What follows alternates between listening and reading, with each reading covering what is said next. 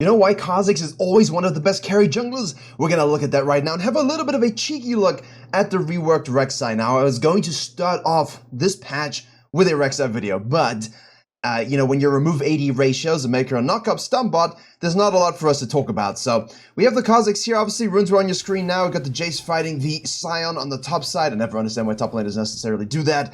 But here, if you see the Rek'Sai enemy jungler shop, don't be afraid to shadow for your team. That's all well and good. And obviously the mid laner walks straight back down into a doomed scenario. And give this to KHA'ZIX if you can, if you're a laner. This is really, really powerful on KHA'ZIX. And now the Jace is fighting the Rek'Sai and giving her free kills. So that Q obviously now scales with attack speed. That's going to be interesting.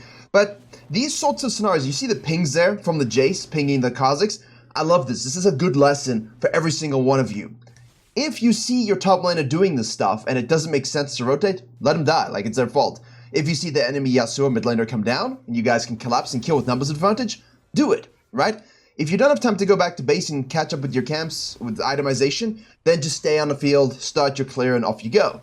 And the Jace, you're pinging the KHA'ZIX like he should walk, TP over? I mean, there's just no point to doing that. Now, you absolutely must head over to Virkayu.gg. I have a free jungle improvement resource as well as a dedicated program where we have jungle video courses, jungle coaching VOD libraries, weekly free video content seen nowhere else, as well as Q&As and patch note rundowns, as well as a private jungle Discord. And if there's one thing I'm good at, it's making junglers reach their goals, as we saw with the record number of people hitting them at the end of Season 13. If you want to climb faster than anyone you know, jungle diff every game you play, click the link below or head to Virkayu.gg. The Rek'Sai was super duper low, so I had to go back to base because there's too much risk there. What if KHA'ZIX actually stayed out and cheesed the Rek'Sai because she was full clearing here? Obviously not really going to happen, but it is a smart decision to kind of just reset and go ahead and get that longsword. Now, because we know that KHA'ZIX, 99% after this kill in the Yasuo would go into the red side quadrant, there's no real reason to go into blue side here if you're Rek'Sai. Honestly, I would think a lot more about potentially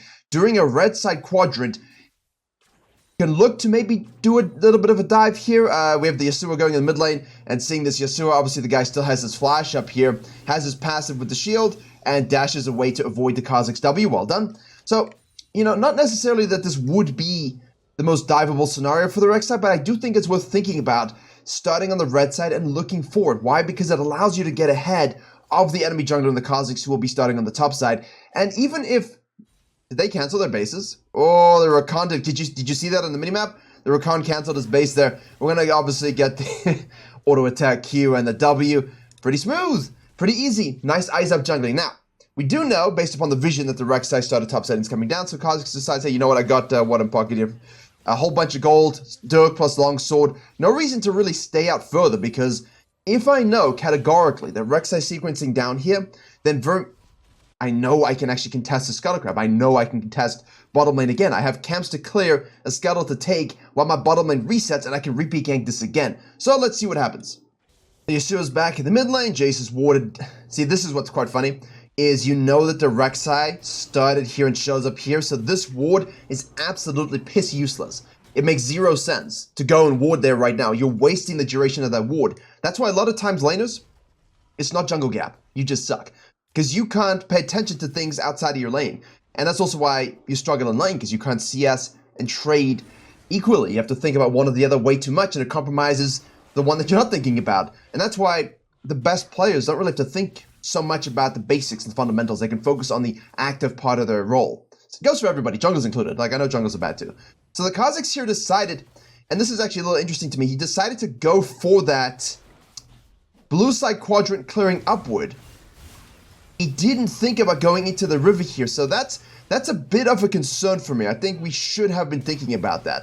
And obviously now we can look at the setup here. Let's just see how it plays out.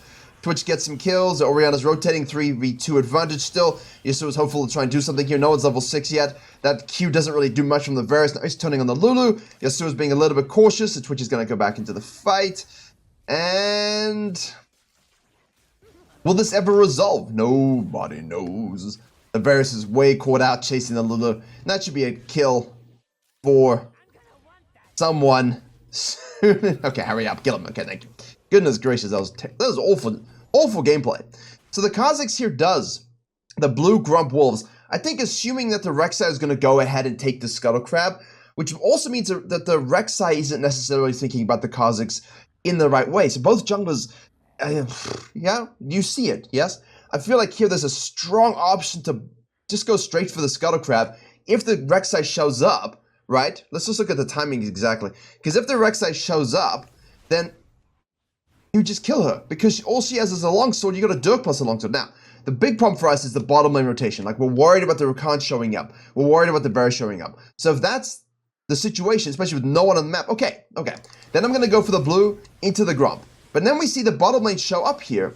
I'm still kind of curious to see if the Rek'Sai is in the area. I do fully understand why, and from a higher perspective, you just assume, right? Like, Rek'Sai's probably taking that already. You know, she should be in the river taking it, but she thinks that you're taking it. And while it does make a strategically sound move, it's a strategically sound move for you to just take this and keep sequencing.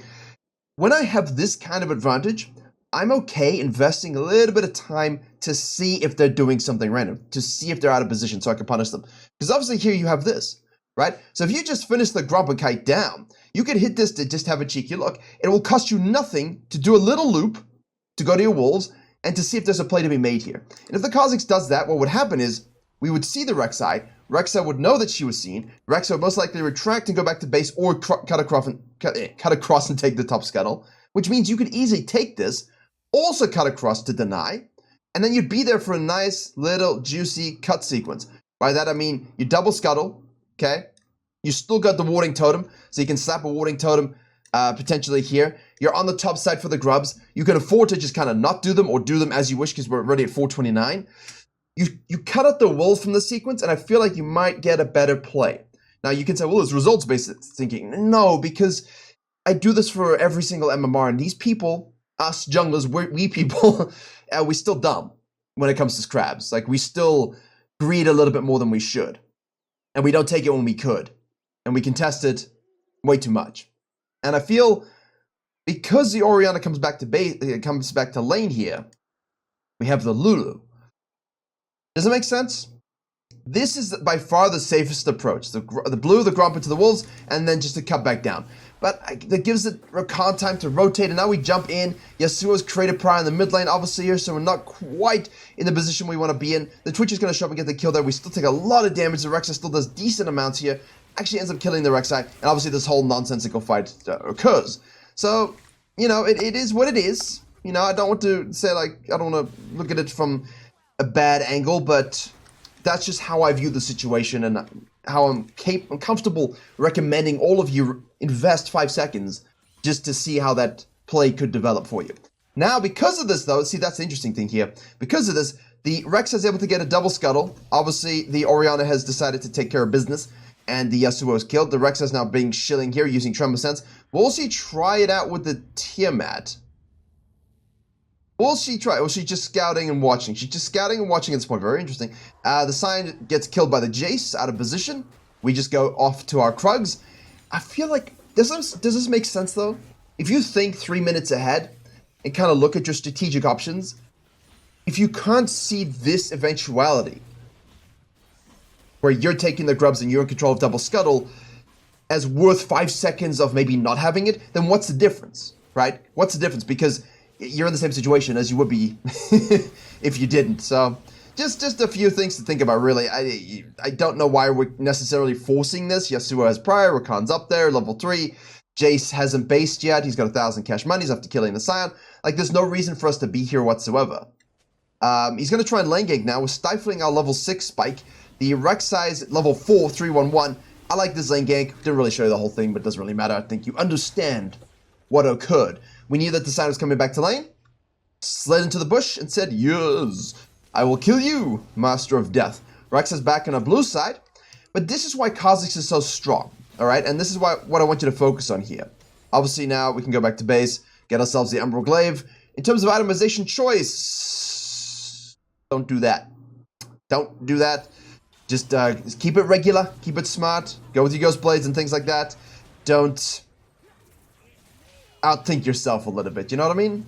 Just feel like it's Ghostblade is still the best way to go. KHA'ZIX is one of those assassins where you didn't really get too compromised in terms of the new itemization. As we watch bottom lane, we'll come back to that in a second. So we watch bottom lane go for regular 2v2. We're clearing up our camps. I'm okay with this because now we need level 6. Like, you could rotate to this, but too experienced compromised. If there's not 80 to 100% probability you get something here as an assassin, just get your level 6. And here we go. Q evolved, done. Right, Rek'Sai in the river. Gonna get this Scuttle Crab as well. That's 3 Scuttle Crabs to 0. And now, in theory, she could go for the dragon, but obviously the question mark is, you know, Twitch is coming back on the map, and, you know, KHA'ZIX could show up. Yasuo goes all in onto the Orianna, flashes over the wall into the KHA'ZIX, is like, well, this is a gift, is able to hit that Q evolve. Now, here's the thing, okay? Well, was that Q evolve, or am I just, like, being a little bit silly? You hit the Q, right? Yeah. And even Twitch was looking to help out there as Sion's basically proxying. So, itemization, yeah, Umbral Glaive is one of the worst you can go. Definitely best just to go with the Ghost Blade straight up. I mean, second, you have a lot of choices. I mean, yes, you can go Opportunity. Yes, you can go Hubris. Yes, you can go Cyclosword first. That's a thing that people build. So, decision-making wise, comes down to a lot of which of those do you prefer in terms of passive, in terms of build path, in terms of spike. A lot of them are good on him. That's why he's one of the best to carry with. The build is straightforward in terms of like concept. There's just little variations here. They give you some skill expression to a degree in your itemization and how you use it. Obviously, Edge of Night, Ruler's Grudge, that stuff is always going to be good. Definitely Edge of Night in a lot of cases. Like against a Rek'Sai here, an Edge of Night is massive. Absolutely massive, especially if she needs to flash W AoE. You're the only one that doesn't get knocked up, and now you can kill her. KHA'ZIX versus Rek'Sai is an interesting matchup. As you all know, I've played substantial amounts of Rek'Sai, but I've also played a lot of KHA'ZIX back in the day. KHA'ZIX will beat you if the guy gets ahead. Look at that knock up there from Yasuo. Moving on around the map, like I'm okay with these invades because you can beat the Rek'Sai very, very easily when you have a big lead, but I feel like this itemization costs a lot of damage and utility overall. I mean, what real gain do you have from this when you can just buy a scanner? And these deep wards are fascinating, but I feel like good tracking and extrapolation solves that problem. Now, at the end of the day, the way we're speaking here is quite negative, isn't it? It feels like we're speaking quite negatively about the play, yet we're 5-1-2. And that's also it. It's an assassin that needs to get fed, but it's also one of the more forgiving assassins, as Rek'Sai dies top lane with grubs available. The Rek'Sai's done okay. I'm interested to really play more and see more about how it goes, but the win rate's not looking good.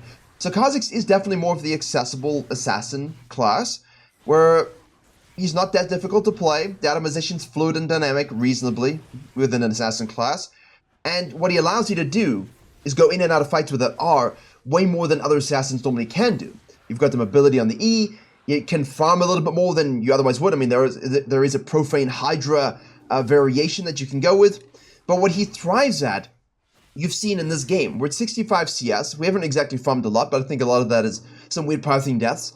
But the champion does allow you a bit more of a conservative play style without necessarily inting to get fed. Like, you don't have to be Talon, right? We need to be a lot more aggressive.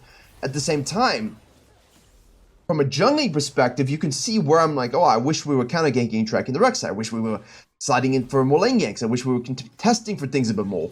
But with KHA'ZIX, you don't need to necessarily take those risks. And that's what's fascinating. You know, a Rengar can AFK farm too. I mean, we know that, I guess, but hopefully that makes sense. The KHA'ZIX players you get these hyper-aggressive KHA'ZIX players, the snowball ones, like the L9 Smokes you guys face. Or in Hyela, you know, the one-tricks, the good players. And they're a lot more aggressive than you would normally think. And then you get these guys that honestly just full clear the first rotation, the second rotation, pop out level 6 and just get a double kill bottom lane. Like, they don't show at all until they're 6, and then they just eviscerate people with that spike. That's a way to do it as well, especially with Futures Market. But that dynamic concept just makes them just amazing for 1v9 solo carry in solo queue. And now look, we're 5-1-2, we have 5.7k gold, and what do I say? As always, 6,000 gold by 40 minutes is the solo carry marker, and we will definitely get there. Obviously now we're going to think about these second grubbies. I think the fact that we kind of just gave them up and didn't think about them too much is good. Don't want to ruin my game because of it, even though we did lose our support because of it. Yasuo's map movements, even though he's 0-3-1, have been irritating. From the KHA'ZIX perspective, it's been irritating. Now everyone shows up, we see that? Do you see that? Let's do that again in slow motion. Alright. Here we go. This is what I'm talking about. A lot of assassins here are dead. So Rakan sees this, knows Yasuo has ultimate. We get shielded from the Lulu. Rakan waits for the shield to die, jumps in to get that. We get our unseen passive threat, obviously, with the Q. Yasuo hits us. We obviously have our R evolve, but we don't even need to use our flash or our R. We just E out. Good KHA'ZIX players have such great E usage. Honestly, the big separator here is your E usage. Do you E in and die? Or do you hold it and E out? And now, because we used our E to reposition, we can observe this fight a lot better. We also avoided the Scion, chuck out a W, which of course isn't evolved at this point, and now we can do a Q auto attack here, go onto the Scion, and obviously we want to make sure we use our unseen passive threat here to avoid his Q. Fortunately, we didn't, but that does give us another auto, so we can then Q auto again. And now we're just going to hit the target in front of us, reposition as much as possible. Only got 2 procs because it's unevolved, much like Braves players. There we go, we got somewhere in the end. Huge. 613, great peel, didn't go too deep. How many KHA'ZIX mains here, or do you know, where in this situation just E in, R, E in, I can steal the grubs and kill it, and they just die. Because now there's no way out. They can CC, they got no escape. The best KHA'ZIX players are patient. Patient, patient, patient. You got easy atomization. I'm not a fan of any of this at all, but as you know, in high elo, you get a really skillful group of players, technically able. They see the game in a way that allows them to win in this MMR range and beat people against them of equal skill. But their itemization is god-awful. Hey, woo! Pro play, high elo.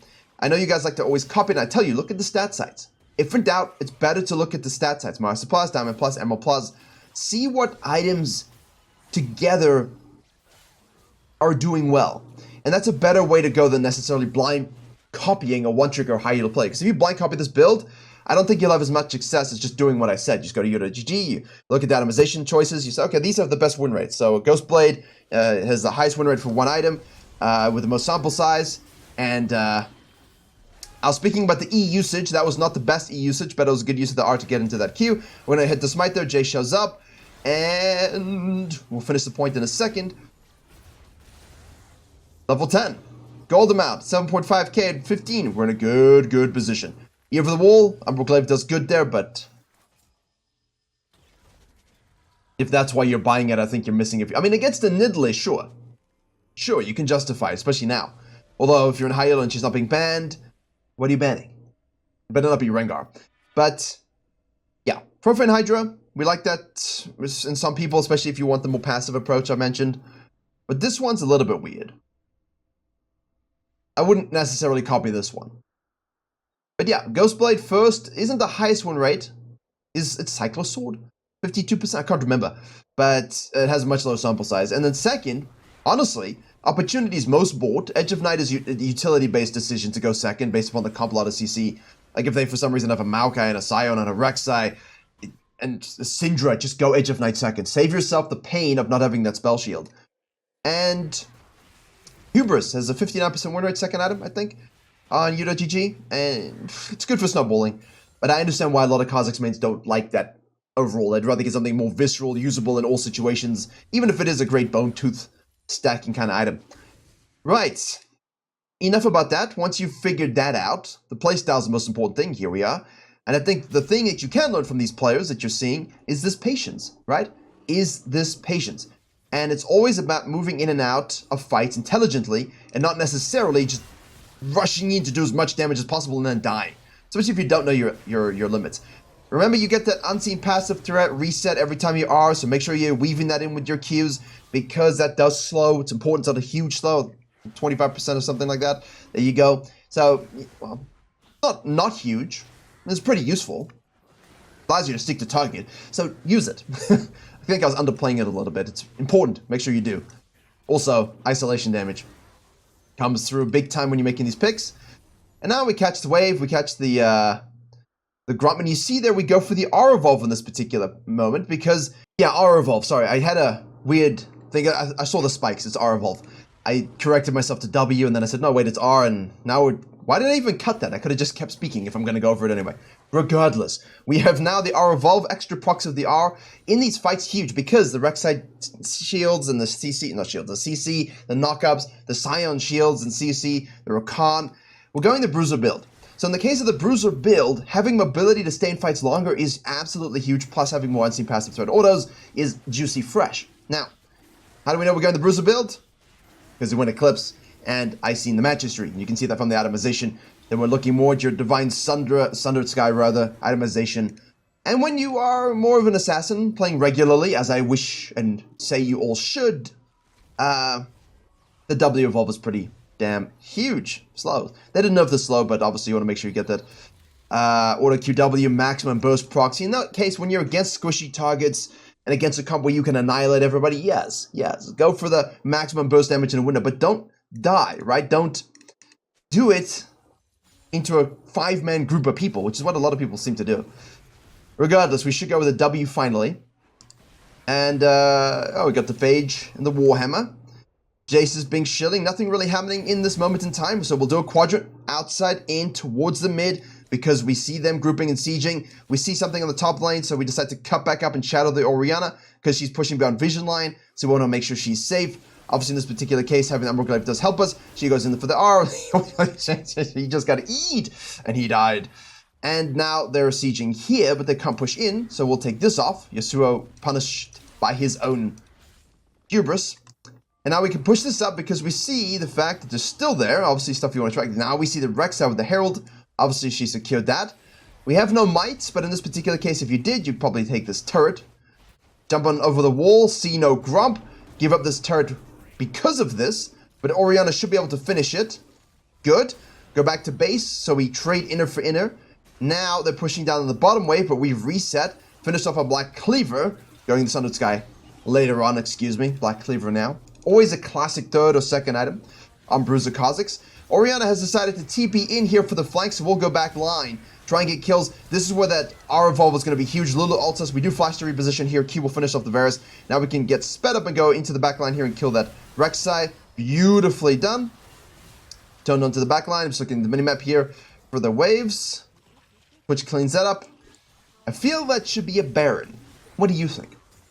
I agree. I'm glad we're on the same page. Jace has TP for this, but it shouldn't be necessary. He's actually going to TP anyway. So, while everyone else goes back to base, he will be by himself on the map. Rek'Sai makes a mistake. Yeah, see, that's why I'm not a fan of those TPs. I think if you can just get things and get out. I feel like if we just took the Baron and ditched, we're okay. Like, I understand why Jace TP'd, but they're just trying to kill us off before we base. KHA'ZIX is in the back line here, not paying attention to that. Does actually still, you know, no, he doesn't. He just dies. All right, my bad. But then I think my point stands. If you just all take the Baron, and because look, you just had a huge fight here, right? You just had a massive fight here. You've got a lot of gold in pocket. You killed their team. You just took the Baron. Just go off into a corner together, go back to base. Yeah, you want to take your camps to prevent them from being counter-jungled, but if they fully go aggressive on you here, as you've seen, and you give a lot of shutdowns, you lose all of the map tempo, and the Baron now equates to nothing. And the Jace TP, while good to kind of help, I don't think it was necessary to do the Baron and get out. But if it is necessary, then always make the call. I mean, I'd rather be safe and TP and make sure everyone's good, but obviously if everyone goes back to base there, the Jace is, as I said, lost a little bit, but Celavi, Rek'Sai does 0 damage now. God almighty, that nerf on her AD ratio on the R and the removal of it everywhere else, just tragically terrible. Now we're going into the bulldozer weird thing. What's this called? Tunneler. There you go. There's a sexual joke that someone has said way too many times about that itemization. Now we get a big fight over the dragon. Twitch shows up in the back line. Sit in front of the Twitch. Like if you go this build, make sure you're actually playing properly. Sit in front of them, peel back a little bit, go target to target. Don't like go super deep and try and kill people. Cool. Right, so we lost the Baron for no reason. Cleaned up the dragon fight. And now we're at what? 1900 damage blocked, 1500 damage done on the Eclipse.